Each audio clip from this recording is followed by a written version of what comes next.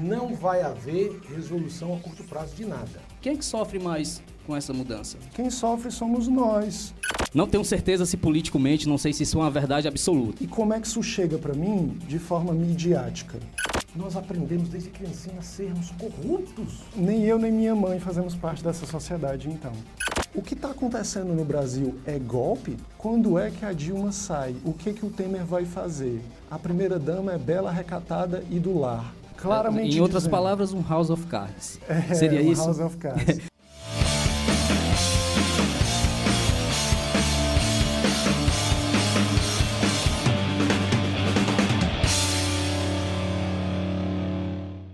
Não tenho certeza se politicamente, não sei se isso é uma verdade absoluta, tá? Mas hoje eu tenho aqui convidados que vão poder explicar melhor e debater um pouco sobre esse cenário atual político no Brasil, tá?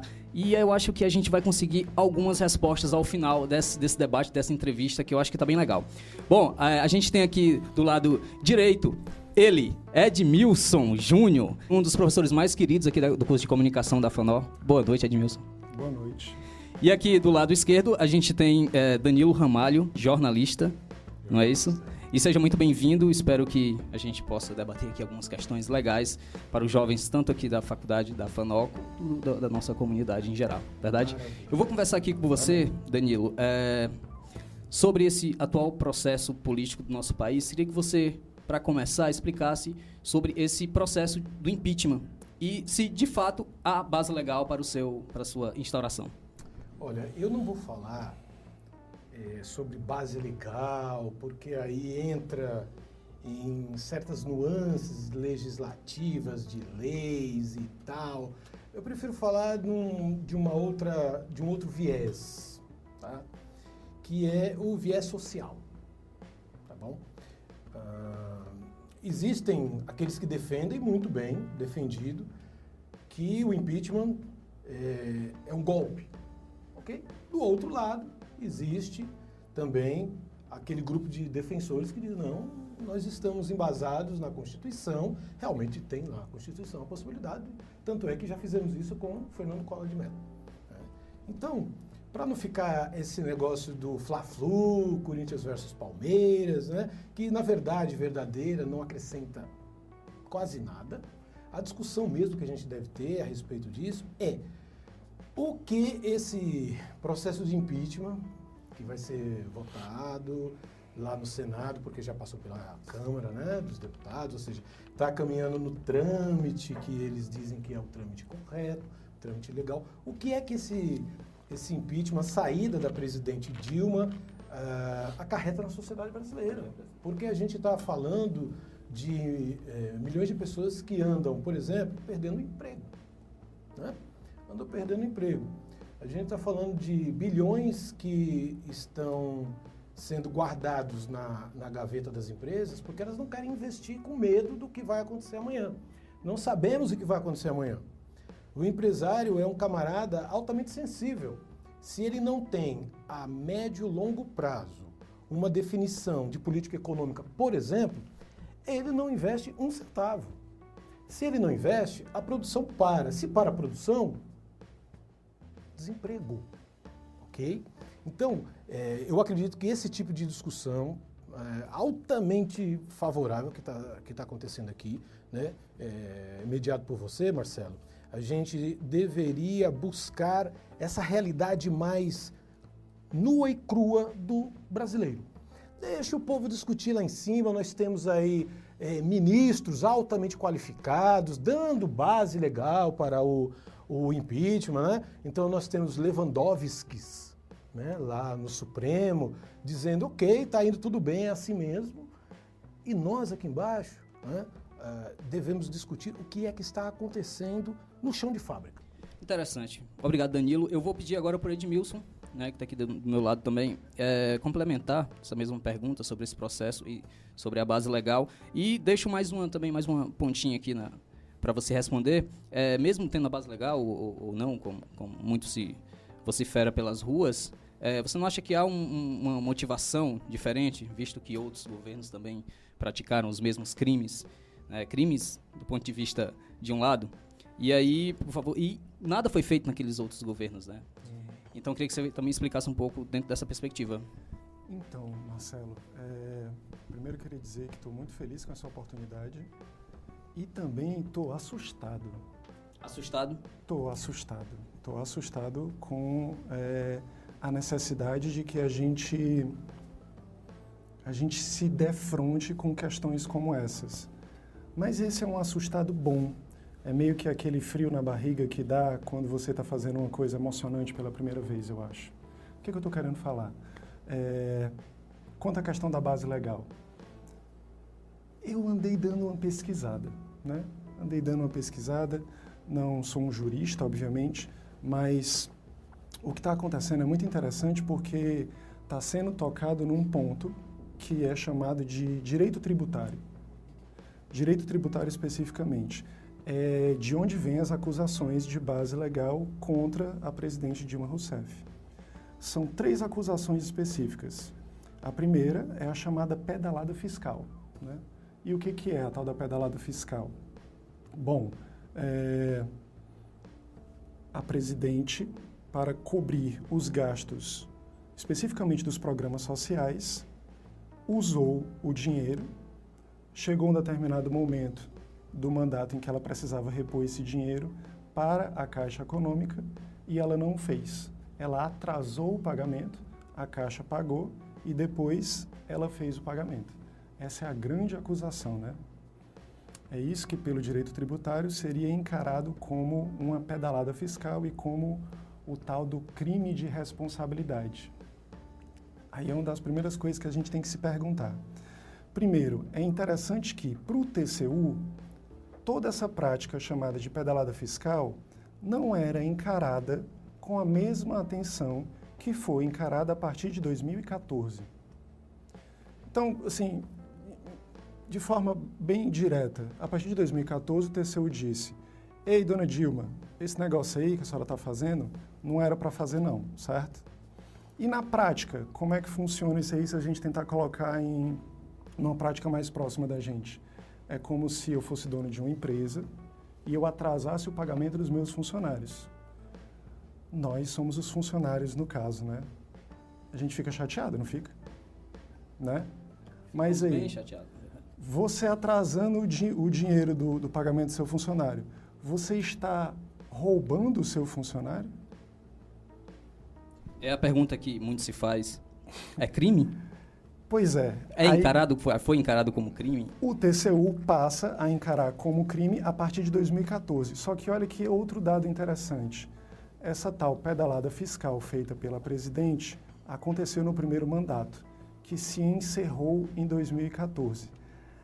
Aí começa a tal da confusão. Por quê? O TCU passa a encarar como crime uma coisa que ela fez no mandato anterior. E sabe o que é louco? O impeachment, o processo de impeachment, não prevê especificamente o que fazer quando há essa diferença entre mandatos. Porque esse negócio do presidente ter 2 mandatos foi instaurado em 96 no governo de Fernando Henrique Cardoso e ninguém parou para se perguntar o que a gente ia fazer com isso. Do ponto de vista legal, o que eu enxergo enquanto reles mortal, né, diante de todas essas questões, direito tributário é um negócio muito complicado. Tentei entender e a conclusão a que eu cheguei é que ainda bem que eu sou publicitário. É um negócio complicado mesmo. Mas o fato é, a conclusão a que eu chego é, parece-me que a partir de um jogo político, sim, encontra-se uma brecha através do direito tributário para que se manipule as peças, certo? Claramente em outras dizendo, palavras, um House of Cards. Efetivamente, quais são os problemas que serão resolvidos com o afastamento, com o processo de impeachment terminado, e aí o afastamento da presidente Dilma? Você pode citar que tipo de problemas, por exemplo, serão resolvidos, né? Efetivamente. Bom, é complicado, é bem complicado. É bem complicado. Deixa eu trazer um dado interessante. 2009, mais ou menos 2009, 2010, mandato do governo Lula. E aí a gente tem uma coisa muito interessante acontecendo na economia mundial. A presença com muita força e com muito crescimento da China. Isso influencia tanto nos Estados Unidos quanto em vários outros países pelo mundo. Sabe o que aconteceu aqui no Brasil? O Lula deu uma sorte gigantesca. Ele deu uma sorte muito grande. A gente teve um superávit como nunca havia acontecido antes. Sabe o que ele fez com esse dinheiro que sobrou? Ele fez os tais programas, né? Aí o cara revoltado diz, ele roubou esse dinheiro. Calma. Esses programas a gente fala Bolsa Família, Programas ProUni, sociais. todos os programas sociais que são entendidos como conquistas, né, nesses últimos anos. A ideia é que a gente está inserido dentro de um sistema que os entendedores, economistas, chamam de estagflação. É um sistema que mais ou menos coloca a proposta de que haja uma inflação controlada para que haja um crescimento econômico e os operários, as pessoas, recebam um incentivo para se tornarem consumidores e fazer com que a coisa cresça. Só que nessa tal da estagflação, o que a gente está querendo? Que a economia permaneça mais ou menos do mesmo jeito, ficando um pouquinho mais inflacionado para haver o tal do crescimento. O que isso gera no final das contas? Quem tem dinheiro ganha cada vez mais dinheiro, quem tem pouco dinheiro fica com cada vez menos dinheiro. Então, de vez em quando a gente tem um momento de sorte, né? Estou chamando de sorte, mas é para a gente entender melhor, mas chamam-se flutuações de câmbio dentro da economia mundial. Quando a gente tem um momento como esse, que vai e vem, acontece o fato de termos superávites. O governo Lula pegou isso e investiu nos programas, certo? Atualmente, a gente está passando por um processo inverso. Teve a quebra imobiliária nos Estados Unidos, também teve uma baixa nas importações e exportações na China, e a gente chega num momento bem difícil do processo e que coincide com o mandato da Dilma. Então, montando o cenário, a gente está num momento ruim para a economia mundial, a gente tem uma presidente num segundo mandato, desenvolvendo uma política que é continuidade do mandato do presidente anterior, atendendo a uma política ligada aos programas sociais e também cometendo erros ao se aliar ao mesmo projeto político para garantir uma governabilidade, o mesmo projeto político que existia anteriormente. Tem muito mais coisa para falar, mas é muito mais seguir. complicado. O politicamente existe para isso, né? A gente debater, a gente esclarecer essas questões que você está trazendo, o professor Danilo também traz. E aí, Danilo? Apresentado o cenário, o Brasil está no olho do furacão, deu um azar danado, segundo as palavras de Edmilson. O que você acha? Concorda, não concorda? Quais são os problemas que serão sanados com o afastamento da presidente Dilma? Então, ponto número 1. Não vai haver resolução a curto prazo de nada, ok? Ponto número 1. E todos sabem disso. O empresariado sabe, né, os movimentos sociais sabem, a imprensa sabe, nós sabemos. Não se resolve problema de Estado mudando o governo assim de uma hora para outra. Não se resolve. Principalmente com um problema grande que a gente tem aí, que vem bolando esse problema. Eu já vou dizer qual é o grande problema que vem bolando aí. Mas algo vai acontecer. Sabe o que é? Quando você muda um governo, você tende a acreditar que algo diferente vai acontecer. Esse algo diferente que vai acontecer já é uma certa dose de respirada que a sociedade vai dar, entendeu? O que vem por aí, ninguém sabe. Ou, né, os analistas sugerem que algumas coisas devem vir, até porque o Temer já vem falando muito antes dele tomar posse, né? Ele já vem se posicionando, né? Solta aquele áudio sem querer querendo. Temer, né? já é presidente, na verdade, né? Pois né? A primeira-dama já está quase que empossada também. Enfim. Há ministérios e ministérios. Ministérios, né? Então ele vai soltando algumas informações, a gente pega essas informações, nós analisamos essas informações diante do perfil de quem é o Temer, do perfil do PMDB, do perfil da crise que a gente está metido. Então, supõe-se algumas coisas interessantes, mas a principal delas alguma coisa deve acontecer. Do jeito que está, não vai ficar. Então, esse alguma coisa deve acontecer, a torcida é que vai acontecer coisas positivas. Mas essas coisas positivas, não pensem que serão imediatas para resolver os problemas que aí estão. né? Então, um grande problema que o Edmilson levantou aí é o seguinte, no governo Lula, realmente o Lula ele teve uma baita de uma sorte de ser eleito num momento fantástico para ele, para o Brasil, né? Não tanto para o mundo, que ele até brincou, chamou o problema do mundo de marolinha, né? Todo mundo criticou e realmente foi uma marolinha durante muito tempo para o Brasil, né? O Brasil era como uma ilha, ou seja, foi naquele período que o seu pai, que a sua mãe, que você podia comprar celular, podia comprar carro, poderia mobiliar a sua casa, entrar numa faculdade, porque foi um momento de abundância no Brasil. O que eu estou dizendo é o seguinte, nós pegamos um momento fantástico, o Lula pegou um momento fantástico, teve muita sorte mesmo, né? Mas acontece que o Brasil, o Lula pegou esse superávit que o professor bem lembrou, pegou tudo isso e não transformou em produção. O que ele transformou? Em crédito. Olha, vá comprar. Tome aqui. Você não tem dinheiro? Não, o brasileiro não tem dinheiro. O brasileiro não tem poupança. Nós não temos a cultura da poupança. Quem tem cultura da poupança é o europeu, é o canadense, é o norte-americano. Nós não temos essa cultura. Então, como fazer o Brasil, então, acelerar, né, produzir riquezas se o povo não tem dinheiro? Faz o seguinte, dá crédito para o povo. Porque essa onda positiva vai demorar a acabar. Nós acabamos de encontrar o pré-sal. Nós estávamos eufóricos nesses 2 mandatos, principalmente no primeiro, né? Mandatos do Lula. Então, toma aqui, vá comprar. Tome cartão de crédito, tome empréstimo bancário, vá comprar. Só que, o que aconteceu? E aí eu vou chegar no problema de hoje. O Brasil não manteve aquele crescimento. Por N, né, fatores. Não manteve aquele crescimento. A fatura começou a chegar para o brasileiro. Só que você só paga a fatura com dinheiro, meu camarada. Você não paga com crédito. Crédito você tinha no começo para comprar, mas agora a fatura chegou.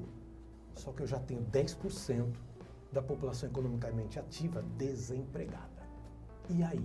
Como é que esses 10% vão pagar essa fatura que chegou? E agora eu quero falar sobre corrupção, né? Vou continuar com a palavra com você, Danilo.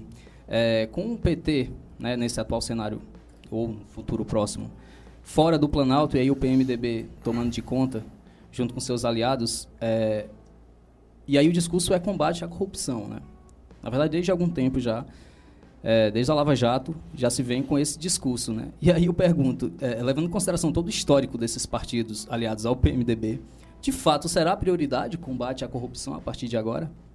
Pois é, eu queria só assim, abrir um parênteses nessa história de corrupção e PT. Na verdade, não é nem corrupção e PT, mas colocar o Lula aí, sabe? Na última semana, eu estou ministrando um curso de marketing político aí e tem um case interessantíssimo que é o case do Lula, né? Eu não sei como. Você tá querendo fazer propaganda no Politicamente? Pode falar um pouco ali. Curso de marketing político com Danilo Ramalho. O contexto é legal, porque é o seguinte, a gente estuda o case Lula, como ele mudou. Lula é estudado, né? Como ele mudou de sindicalista a presidente da República. Mas e a é uma história necessária. bonita, né? É uma história linda. É aí que tá, a história é bonita demais.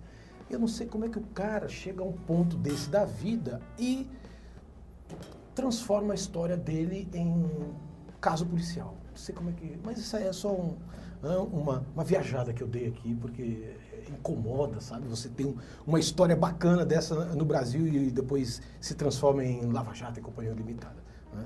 Mas, olha, corrupção é uma coisa... Infelizmente, eu tenho que admitir um negócio desse. É triste, sabe? Porque quanto mais você lê, mais você estuda, mais você tem certeza de algumas coisas. Você tem dúvida de um monte e as certezas vão diminuindo, né? Mas uma dessas certezas é o seguinte. Nós aprendemos desde criancinha a sermos corruptos. Então não adianta você dizer o político é corrupto. O brasileiro é corrupto. Porque nós crescemos numa sociedade que nos ensina a, por exemplo... furar a fila do ônibus no terminal.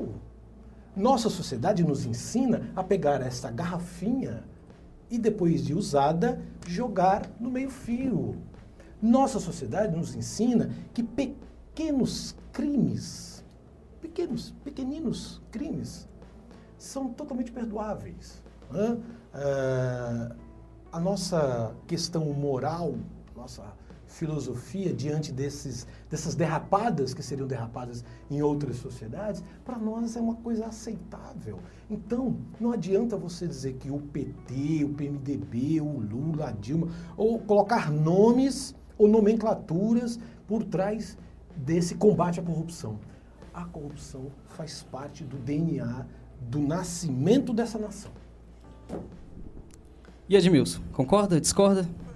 Diz aí. Pois é, aí não dá. Porque... Então, aí não dá, eu posso entender como discorda. Então. Nem eu, nem minha mãe fazemos parte dessa sociedade, então. É meio...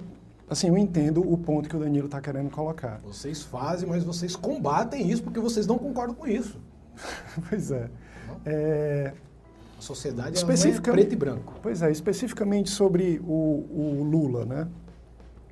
Há várias acusações contra ele. Isso a gente sabe que estão sendo colocadas. E aí a gente começa a enxergar, se a gente procurar, algumas outras camadas dentro desse processo. Quem denuncia especificamente as acusações, quem leva as acusações para serem julgadas é o Procurador-Geral da União, o famoso, já está famoso agora, Janot, né?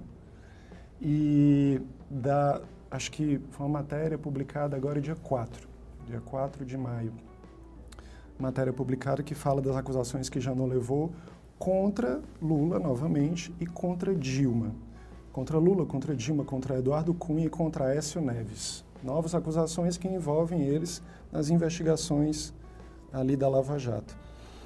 Nessas mesmas acusações, houveram denúncias também vindas do senador Delcídio contra Michel Temer. Mas olha que interessante, o acusador Janot não levou, junto com todas essas, Lula, Dilma, Aécio, Eduardo Cunha, não levou acusações contra o futuro presidente do país. Aí fica complicado. De fato, você não acredita nesse discurso do PMDB e seus aliados de combate à corrupção? Esse discurso prioritário nesse momento? Não dá. O que me deixa muito preocupado é o seguinte, e eu acho que eu concordo com o Danilo nesse ponto, de parar de olhar para a confusão ou para esse circo que está acontecendo. Na minha pesquisa eu escutei inclusive podcasts, e um podcast muito legal que eu escutei chama-se O Circo do Impeachment, junto com o pessoal do Anticast. E eles tratavam isso como circo. No meio desse circo, é legal a gente parar, como o Danilo bem fez, e olhar para o que acontece entre nós aqui. O que eu consigo perceber é que parece que acusações são feitas, mas essas acusações não são feitas em prol de uma comunidade, não são feitas em prol de uma resolução ou de um crescimento do país. Acusações são feitas em benefício de uma camada específica da população, que eu acredito, pelas pesquisas que fiz, estão vinculadas diretamente ao partido que vai eleger o próximo presidente, pela segunda vez, se eu não me engano, sem eleições diretas. Então, assim, corrupção, realmente, existe corrupção em várias camadas da sociedade. Mas, especificamente, sobre as acusações, eu primeiro me pergunto por que acusar de corrupção, ser acusado de corrupção por pessoas que estão diretamente envolvidas também com esse processo. A noção de jogada política acontecendo me faz perceber que coisas como reforma política parecem ser jogadas para debaixo do pano, em prol de um crescimento, ou melhor, não é nem crescimento, de uma manutenção de um sistema que é o sistema da tal da estagflação, ou o sistema de quem tem dinheiro vai ganhar cada vez mais e quem não tem dinheiro vai ganhar cada vez menos. Detalhe interessante da gente lembrar, tem bancos aí, tipo o Itaú, que continuam tendo lucro. E o que foi que aconteceu com a crise para esses bancos? Então, é complicado. Eu entendo que em determinadas camadas, principalmente com relação ao empresariado, a gente está tendo problemas. Com relação à classe dos médicos, também eles se sentiram insultados em determinado período no mandato da Dilma.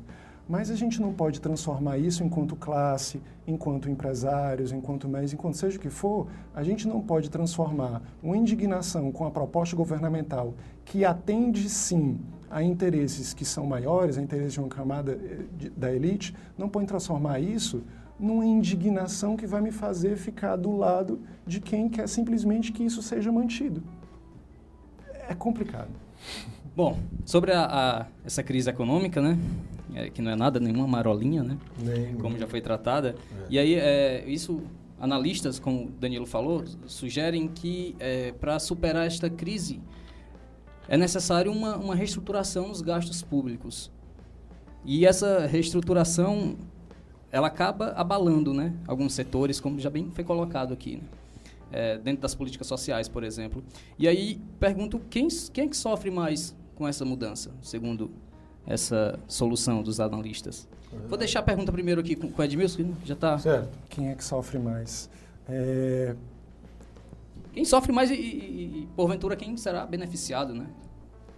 Alguém aqui já consultou o projeto político representado pelo Michel Temer, do PMDB? Está disponível no site. O projeto político se chama Ponte para o Futuro. Vocês já ouviram essa palavra? Eu acho que eu já estou bem chatinho aqui, cheio de dados, né? Então, resumindo, Ponte para o Futuro, na minha interpretação, é como se o PMDB e a bancada BBB, né? Boi, Bala e Bíblia, né? A bancada evangélica, a bancada armamentista e a bancada... ruralista também. Ruralistas, né? A bancada BBB, junto com os representantes do PMDB, estariam na ponte, em cima, certo? E nós, embaixo da ponte, né? Na minha interpretação, é isso que significa Ponte para o Futuro, porque ele lança questões como: vamos investir mais para o crescimento, vamos investir na facilitação de venda de patrimônio público, vamos mexer um pouquinho nas regras quanto à negociação das ações da Petrobras, vamos parar de ver um pouco esse negócio da CLT, tem coisas da CLT que podem ser derrubadas segundo esse projeto Ponte para o Futuro. Eu só consigo enxergar um cenário de, mais uma vez, quem tem dinheiro vai ter cada vez mais, como ainda tem, e quem não tem, tem cada vez menos. Parece que em algum momento... eu acredito especificamente que o grande erro do PT foi, para garantir governabilidade, se aliar justamente ao PMDB. Mas parece que em algum momento o PT começou a incomodar demais por investir nos tais programas sociais e parou de dar tanto dinheiro quanto era necessário para esse investimento. Se tem alguma coisa que o PT errou, a meu ver, foi, politicamente falando, deu um tiro no pé, né? Fazer essa aliança. Ou então, se ele queria fazer essa aliança... investir nos programas sociais não foi inteligente se era para manter uma aliança como essa, entendeu? Eu concordo com os programas sociais e sou a favor disso. Eu não concordo a manutenção de um sistema como esse que está errado num campo macro. A gente fica olhando para as nossas indignações, porque aperta no nosso calo. Só que a gente esquece que se a gente ficar preocupado especificamente com o que aperta no nosso calo, muda, tira essa presidente aí, no final das contas... desculpa a palavra, a gente vai se lascar do mesmo jeito, né? Eu acho que, você fala, quem é que sofre, né? Com todas essas questões. Quem sofre somos nós professores, nós profissionais da área de comunicação, nós pessoas que estão interessadas em seguir o seu caminho de forma, eu acho que justa, minimamente, e não interessadas em acumular. Danilo, gostaria de complementar? Tem um conceito muito interessante, até meio psicológico dessa história aí, que eu achei bacana esse levantamento do Edmilson a respeito de o que o PT errou, né, e o que o PT fez certo, o que o Lula errou. Sabe no que foi, Edmilson, que o PT errou? Ter continuado a mesma política de sempre. Com todo o poder que o Lula tinha naquele momento, ele poderia ter dado um chute no pau da barraca e ter refeito muita coisa que hoje não estaria pegando no próprio pé do PT. Ele poderia ter refeito, por exemplo, feito a reforma política que não foi feita, A reforma fiscal que não foi feita, nenhuma reforma foi feita. Ele continua fazendo a mesma política que o Dom Pedro fazia lá atrás, quando ainda éramos de Portugal. Nada mudou. Você está entendendo? Nada mudou. Então, essas mudanças que a gente quer tanto, que a gente espera tanto, não vai vir da turma que aí está e nem da turma que está entrando. Não vai vir, porque entra aí naquela outra pergunta da questão da cultura da corrupção. Cultura. O que é uma cultura? É aquilo que uma sociedade valoriza. São pequenos atos. E quem são os políticos? Você começou o programa falando, político mente? Claro que mente. Por quê? Porque o ser humano mente. Então, o político não é um cara de outro planeta que chega... Não, ele é uma pessoa formada numa sociedade que é a nossa sociedade brasileira, né? E quando esse cara chega ao poder, ele simplesmente amplifica tudo aquilo que ele acredita. Então ele acredita que, de novo a história da garrafinha, jogar a garrafinha no meio-fio não é nenhum mal, nenhum problema. Isso pegar um dinheirinho que está ali no chão e no meio de todo mundo e você não sabe quem é o dono, mas também não pega e não pergunta, né? Bota o pé em cima e puxa para você. Quando ele chega no poder maior, que é um Senado, uma Câmara de Vereadores, né, numa cidade ou na Câmara Federal, ele amplifica tudo aquilo que ele tem guardado dentro dele, está entendendo? É isso. O político brasileiro nada mais é do que o camarada que amplifica aquilo que ele acredita. Então você vai perguntar para esses caras aí que desviaram milhões. Não, a nossa cifra mudou, agora é bi, né? Bilhões. Cada Antes vez era aumenta milhares, mais. Milhões, bi, né? Então você pergunta para um camarada desse, ele acha que não fez nada de errado. Apesar da cifra ser alta. Apesar da cifra ser alta. Pois é. Olha, eu queria que você olhasse para a cara como fala, Sérgio. Responda ao nosso Sérgio. Político mente sim. Pode responder para ele. Pois é, o político mente sim. mente Mas mente porque Sérgio. todo mundo mente, você está entendendo? Todo mundo, né? Vírgula. Nós estamos falando aqui não de nuance. Aliás, nós estamos falando de nuances, porque a sociedade não é preto e branco. Os mentirosos ficam desse lado aí, né? Vocês, e nós aqui somos os mocinhos. Não existe isso numa sociedade complexa, né? Nenhuma sociedade complexa. Que dirá a sociedade brasileira do jeito que foi formada? E, Danilo, agora eu vou puxar um pouco aqui para o seu campo, do jornalismo, né? Que aí eu tenho dados também agora, não é só você, Edmilson, tem dados, tá? De acordo com a ONG, Repórteres Sem Fronteiras, o Brasil caiu no ranking mundial da liberdade de expressão. E aí eu acho que o momento é esse para a gente discutir sobre isso, né? E aí a imprensa brasileira, será que ela trata da mesma forma as denúncias dos dois lados? Queria que você conversasse um pouco sobre isso. E principalmente para a gente saber quais são as consequências disso dentro daquele espaço lá que a gente vai todo dia, que a gente não sabe se já está off ou on. Quais são as consequências dentro disso, né, da internet, dentro da internet? Qual o papel da internet? Eu estava ouvindo no carro ontem o pessoal debatendo essa história deles puxarem o freio de mão da internet. Querem limitar a internet enquanto o mundo está correndo atrás de mais tecnologias, de melhorar, de amplificar. Você diz limitar o acesso à banda larga. Né? Exatamente. Está entendendo? Por quê? Porque as empresas não estão a fim de meter a mão no bolso delas para investir e quer passar essa bola para você, para mim. E o governo, que deveria, com a sua Anatel, tocar o barco em favor da sociedade, propõe uma desgraceira dessa. Porque partiu deles, né? Mas claro, deve estar sofrendo uma pressão violenta de uma Vivo que fatura sei lá quantos bilhões nas custas do brasileiro, né? Enquanto os outros países estão investindo, repito, para amplificar a possibilidade de você ter acesso à internet, nós estamos puxando o freio de mão, meu camarada. Se isso está acontecendo com a coisa mais importante, mais democrática, mais tecnológica, que é a internet, quanto mais um radialista lá do interior do pé da serra. Né? Então, não, a imprensa, ela se perde na construção do circo que o nosso caro professor aqui levantou a questão do circo do impeachment. Quantos circos nós já vimos? Né? Crianças foram mortas e a morte da criança virou um verdadeiro circo. Quem amplifica isso? Isso eu discuto dentro da sala de aula. Olha aqui, você vai ser formado, vai ser um jornalista, vai ser um publicitário, vai ser um produtor de rádio e TV. qual é o teu papel social nessa história? Ou você vai ser só um carreirista? Um cara que quer crescer na carreira e você só tem essa visão, só isso que você enxerga na frente. Crescer na carreira. E aí, crescer na carreira, a todo custo, a qualquer custo, é fazer todas as concessões do mundo. Inclusive, transformar notícia em... tragédias, aliás, em circos. Espetáculo. Em espetáculos. O showjornalismo, não? O showjornalismo. Então, como é que você dorme com um barulho desse? Edmilson, e aí? A parcialidade está posta na mesa da mídia hegemônica? Sim, obviamente. A gente começa lembrando que não existe isso de mídia imparcial.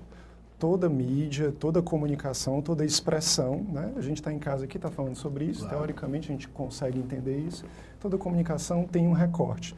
Só que o que é falado, acredito que o Danilo também diga, é que esse recorte indica especificamente que nós, enquanto comunicadores, temos uma responsabilidade.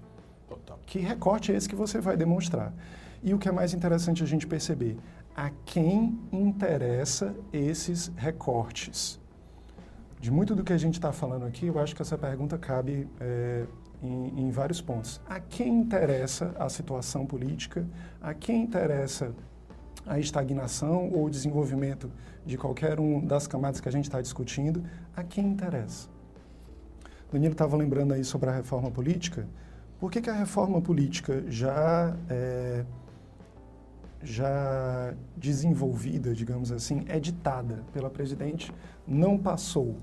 Ela tem que passar por onde? Tem que passar pela Câmara. Como é que isso chega para a gente, midiaticamente falando? Isso chega como a presidente não passou a reforma, a presidente não faz reforma política, mas ela tem que passar por uma Câmara. Câmara que tem 513 deputados. Vocês viram, né, esses deputados todos? O nível, né? Eu também vi, Acho que a gente infelizmente. foi obrigado a ver, na verdade. Eu também vi. 513 deputados. Dos 513, 36 foram eleitos diretamente. Vocês têm esses dados também, né? 36. Desses 36, 27 desses 36 tem Eduardo Cunha, tem Tiririca. Tiririca, os mais Tem- votados, inclusive. Pois é, desses 36, a maioria é da bancada evangélica. Aí você começa a se perguntar, por que a reforma política não passa por essa Câmara? E como é que isso chega para mim de forma midiática? Como é que isso chega para mim através da mídia? Chega dessa forma, a presidente não passa. Ninguém fala, isso tinha que passar pela Câmara, mas não passou. Está entendendo o que eu estou querendo dizer? Há também essa necessidade de se entender a quem interessa. Vamos dar nome aos bois. Eu não estou dizendo que, por exemplo, uma rede grande como a Rede Globo, que ela está pegando no pé da presidente, né? Existe uma campanha nesse sentido. Eu poderia pensar desse modo. A Rede Globo está fazendo o que qualquer rede faria diante de uma situação política dessa dentro do nosso país. É o que está sendo falado, então vou fazer uma cobertura direta e vou falar disso o tempo todo. Isso é óbvio, né? O problema é que, se ela fosse especificamente uma rede de comunicação, especificamente isso, se ela só trabalhasse com isso, tudo bem. O problema é que grande parte do Grupo Globo, que não é só o grupo de comunicação, também está ligado a temas dos ruralistas. Aí a coisa começa a mudar um pouco de figura. As relações que estão sendo construídas entre essas pessoas dentro e fora dessas empresas começam a mostrar para a gente outras camadas que ficam escondidas. E que, graças à internet, que o Danilo está tão bem valorizando, a gente começa a perceber. Na época do governo Collor, por exemplo, o cara, para entender como é que estava funcionando o esquema do impeachment do Collor, ele tinha que ir até Brasília para ter acesso às informações de como funcionavam os trâmites desse processo. Atualmente, você entra na internet e descobre. Você faz uma pesquisa como essa que eu fiz e traz esses dados aqui para a gente.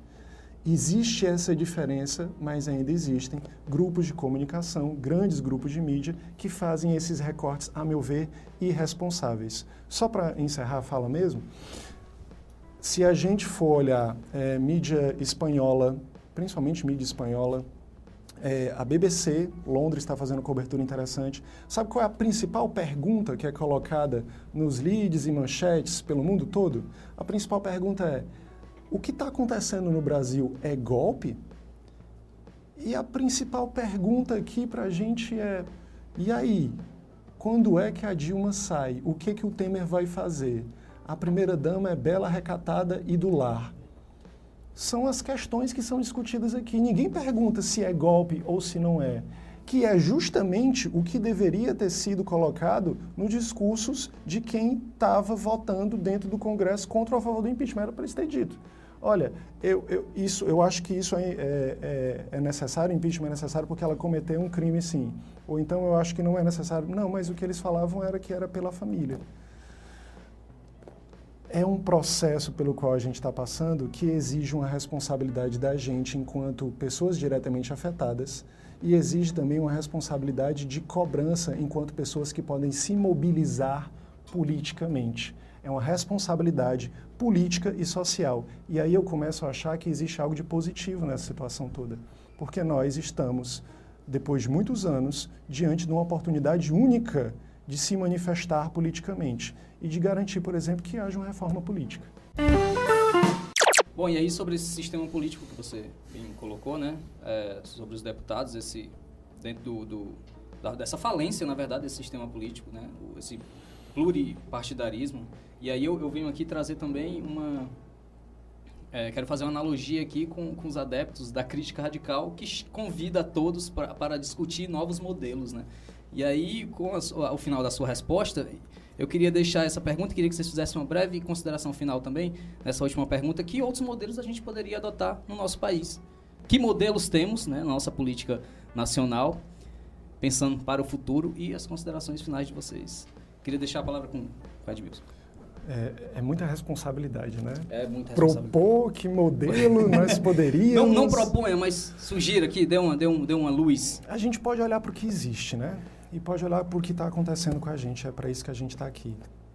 Atualmente, essa manobra política que está sendo colocada, se utilizando do direito tributário para poder montar o impeachment e o afastamento do PT, especificamente, na figura da presidente Dilma, se aproxima de uma manobra muito comum dentro do sistema partidário, que é do recall ou do voto de desconfiança. Você pode pedir dentro do sistema, parlamentar. Eu disse partidário, quer dizer parlamentar.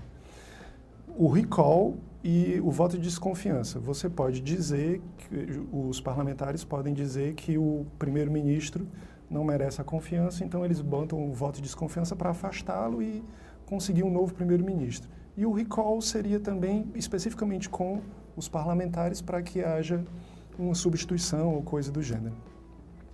Esse é um sistema que se aproxima do sistema parlamentar, que é diferente do que a gente tenta instaurar aqui, que é de plenos poderes, diria assim, para o presidente. Não totalmente pleno, né? Mas é diferente do sistema presidencial. O que eu acho especificamente, e aí a palavra é essa mesmo, eu acho, é que a gente está diante de uma oportunidade, deveríamos aproveitá-la, de se mudar politicamente a nossa cultura. E aí eu venho trazer de volta a fala do Danilo, que foi brilhante nesse sentido, de que tem um problema aí muito grande com o jeito como nós encaramos, né, o modo de ser brasileiro. Acho que dá para dizer assim. Como é que a gente encara isso? Quando ele falou aí da questão derrubou a água ali, eu me lembro de todas as vezes em que eu quase dei uma cotovelada na pessoa do meu lado no ônibus porque ela jogava um papel pela janela, eu estava aqui sentado e ela jogava assim na minha cara, na vontade de morder a mão da pessoa. Vamos tentar rever ou repensar como é que a gente encara politicamente. Eu acho positivo que essa discussão exista e que a gente tenha vontade de saber mais sobre isso. Mas não é só ter vontade de saber mais a respeito. É efetivamente discutir, conversar, procurar, entender e se mobilizar. Não sei que modelo a gente poderia propor. Danilo, será que a gente pode ajudar, Edmilson? O que você acha? Não, eu não vou ajudar não, porque ele está correto no sentido de dizer o seguinte, em outras palavras, né? Não importa nesse momento, nem no próximo, qual o modelo. Sabe por quê? Porque não importa o formato da bacia. O angu que está dentro é o que importa. O angu somos nós. Essa cultura que a gente vem alimentando há 500 anos, não é de hoje, ó.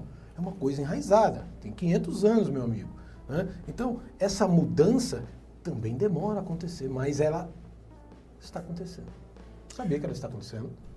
Já está em andamento. Está acontecendo. Está em curso. Aquela turma toda indo para a rua, já há quantos anos? Desde 2013? 2013. Começou, né?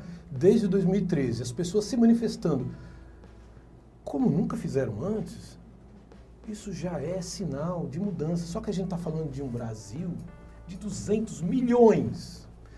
Um continente. Ele não está falando de Portugal, ele não está falando da Suíça, que é um negocinho de nada, que rapidamente se manifestam mudanças e aquelas mudanças vão tomando conta da população rapidamente. A gente está falando de um país gigantesco, que tem a grande maioria das pessoas morando no litoral, então tem vários outros Brasis aí para serem contaminados com essa tentativa de mudança que está acontecendo sim nessas capitais aí, a gente está acompanhando aqui em Fortaleza também, né? Então, esse é o crédito que eu dou para toda essa bagunça política que contamina a economia, então a bagunça política e econômica que está acontecendo no Brasil, esse é o ponto positivo, porque quando você leva uma topada, a tendência é não passar mais por aquele caminho, ou passar olhando para não levar outra topada de novo. Lá, nós estamos levando topadas, mas o que eu estou percebendo é que nós não vamos repetir as mesmas topadas de sempre. Você está entendendo? E vou deixar muito claro, nós estamos falando de um país enorme. Essas mudanças vão demorar, mas elas estão acontecendo. Aí eu vou jogar a sardinha para o nosso lado aqui, o nosso lado de formadores de opinião. Não o meu lado, ou o seu lado, ou o lado do Edmilson, que somos aqui os professores. Né? Mas a história é com vocês, a bola é com vocês. Porque vocês hoje já estão sendo formadores de opinião na casa de vocês, no vizinho de vocês, na igreja que vocês frequentam, no clube, seja lá onde for.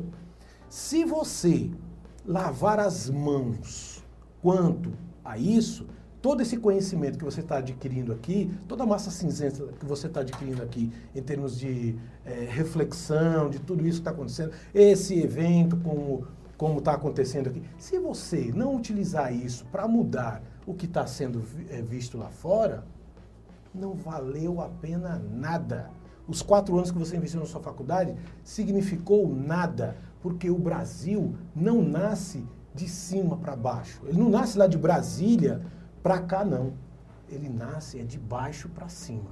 Então, quando todos nós pegarmos esse angu para nós, lá em cima a coisa vai melhorar. Porque é de baixo para cima e nunca de cima para baixo. Eu posso só fazer um acréscimo? Pode, claro. Eu quero aproveitar a fala, então, para lembrar do quesito da responsabilidade. A responsabilidade que o Danilo está bem dizendo que nós temos politicamente, né? Formação de modelo, a quem interessa, ou a reforma que a gente pode fazer. É difícil responder a tudo isso.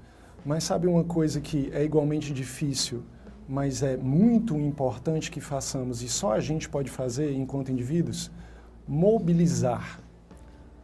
Mobilizar a nós mesmos e mobilizar aqueles que estão próximos da gente.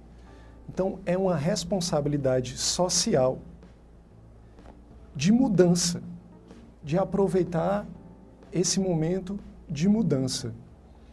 Um caso muito interessante está relacionado diretamente, eu acho que à pauta feminista, eu acredito.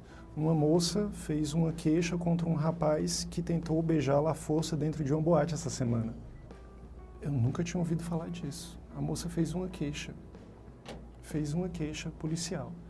Eu acho que tem alguma coisa diferente acontecendo. Uma prática bem comum, inclusive, né? Do cara tentar beijar dentro dos pré-carnavais, dos carnavais, e hoje não, hoje já há uma mudança de postura nesse sentido. Né? Mudança de postura que tem a ver com a nossa responsabilidade. Feminino, empoderamento negro, né? Acho que as questões sociais ganham muito em relação a isso. E aí eu relembro de onde é que vem esse momento em que a gente chega, mundialmente falando, e do país, um momento em que a gente entende as possibilidades que a gente tem enquanto mobilizadores sociais individualmente. Vem da internet, vem dos programas sociais do PT, vem da mobilização que as crianças fazem ocupando escolas. De onde é que vem tudo isso? Eu acredito que vem justamente de uma esperança, não sei. Muita gente fala em desesperança porque vê um golpe acontecendo no país. Talvez seja, mas talvez seja também a porta para uma mudança que gere uma esperança para a gente. O que eu acho mais importante frisar é não nos deixemos enganar ou não fiquemos preocupados apenas com nós mesmos, com o que incomoda a gente. Porque eu quero crescimento. Porque eu tenho raiva do PT por causa dos médicos cubanos. Não hajamos como pessoas magoadas, hajamos como pessoas responsáveis que reconhecem que há um sistema e para que haja mudança, a gente não pode simplesmente sair que eu não estou gostando da brincadeira. A gente tem que dizer sim, sejamos responsáveis, vamos seguir as regras do jogo e vamos tentar tornar esta mudança possível dentro das regras. Eu acredito que é assim o jeito mais interessante. Bom, só me resta agora agradecê-los a presença. Acho que a gente teve aqui alguns minutos de esclarecimento, de debate. Foi bem importante. Queria agradecer demais ao professor Danilo e o professor Edmilson. E eu acho que é isso. E tchau, tchau. E entrem na política. E entrem na política. E nos movimentos sociais também. E nos movimentos sociais também.